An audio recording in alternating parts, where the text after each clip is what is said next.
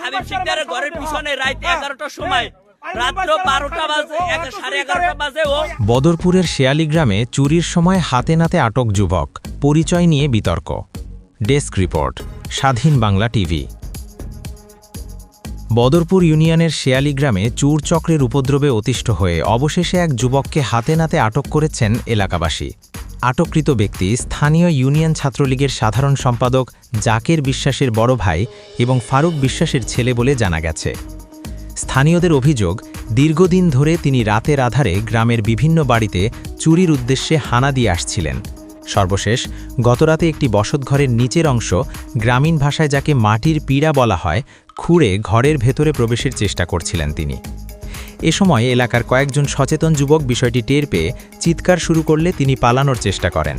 পরে ধাওয়া করে তাকে হাতে নাতে আটক করা হয়। ঘটনার বেশ কিছু ভিডিও ফুটেজ ইতোমধ্যে সামাজিক যোগাযোগ মাধ্যমে ছড়িয়ে পড়েছে। সেই ভিডিওগুলো স্বাধীন বাংলা টিভির কাছেও পৌঁছেছে। ভিডিওতে অভিযুক্তকে চুরির প্রস্তুতিরত অবস্থায় এবং স্থানীয়দের হাতে আটক হতে দেখা যায়। তবে অভিযুক্তকে পুলিশের হাতে সোপর্দ করতে গিয়ে আতঙ্কে রয়েছেন স্থানীয় বাসিন্দারা।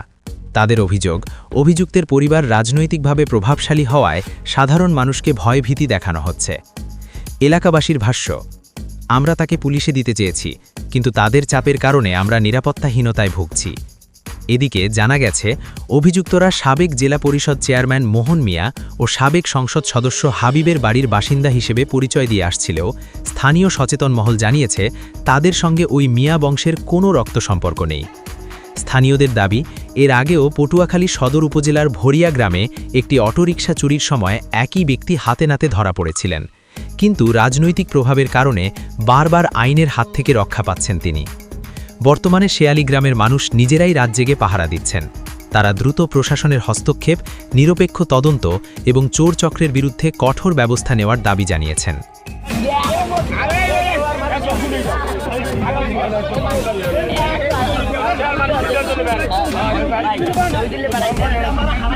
আপনারা এই দরজা আটকাইলেন কেন? বারবার ও তো আমাদের বাড়ি প্রত্যেকটা ঘর শুরু করে দেয় এবং সব ঘরগুলোই ও একবার চুরি করা হয়ে গেছে।